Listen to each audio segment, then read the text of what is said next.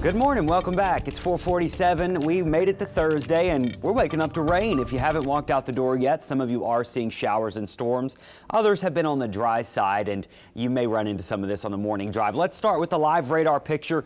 The South Shore and near the coast, that's where we certainly have the showers and storms, also the Mississippi coast. But once you get up onto the North Shore, the chances of seeing rain this morning are lower. Hammond, obviously, it's dry right there, same for Amite, but notice in the city and especially down here along the coast, heavy rain. We've also got heavy rain along I-10 in Mississippi from Hancock to Harrison County and a couple showers near Slidell. Here in the city, the most of this is winding down. It's still raining on the West Bank down to Belle Chase, English Turn, and into St. Bernard, but still just a few sprinkles for Orleans and Jefferson Parish here on the East Bank.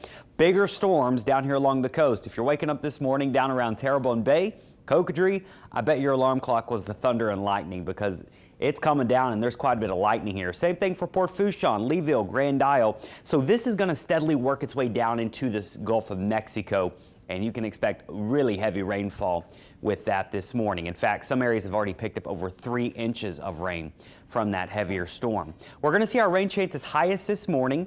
Now, it's not going to be completely dry, but like yesterday, we'll have our hit or miss storms pop up in the afternoon, and so we'll be dodging those if you got plans outside. Luckily, with the rain chances, our temperatures are not going to skyrocket off the map here very quickly, so I'm optimistic that we spend most of the day in the 80s rather than the mid-90s. So we don't have a heat advisory today, but it will still be very, very muggy if you're going to be out there. Our chance of rain still elevated the next couple of days. I've got it slightly lower on Saturday, but still a few storms for those weekend plans and into next week. We're just in our classic summertime stuff here as we head into the end of June.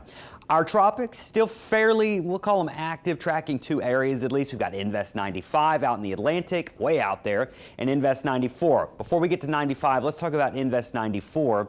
It's in the Central Caribbean, producing a lot of showers and storms this morning. The chances of it developing do still look on the low side, but this large plume of moisture, it is headed towards the Yucatan. There's Cancun, there's Cozumel, there's Tulum.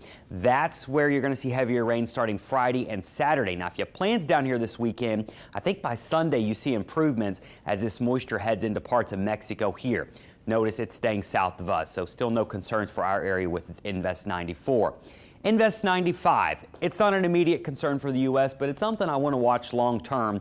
We're talking 7 to 10 to even 14 days. I mean, we're going to be watching this thing for a while, so no reason to be stressed about it for now. That's it.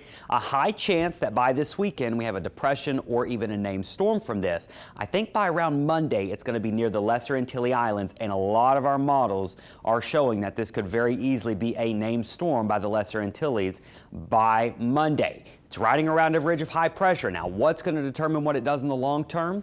The intensity and our steering currents. This ridge will determine, does it get pulled out into the Atlantic? Does it go west? Does it try to sneak into the Gulf? That's a long, long ways out. So you can see through at least a week from now, it's still going to be somewhere in the Caribbean. So we got plenty of time to see how that thing evolves. But it's quite unusual to be tracking a Cabo Verde style storm in late June. That typically happens in August and September. So a sign that the Atlantic, it is rather warm. So no threats in the tropics for our local area. We're going to be watching for scattered storms each day and temperatures mostly in the 90s. Brandon?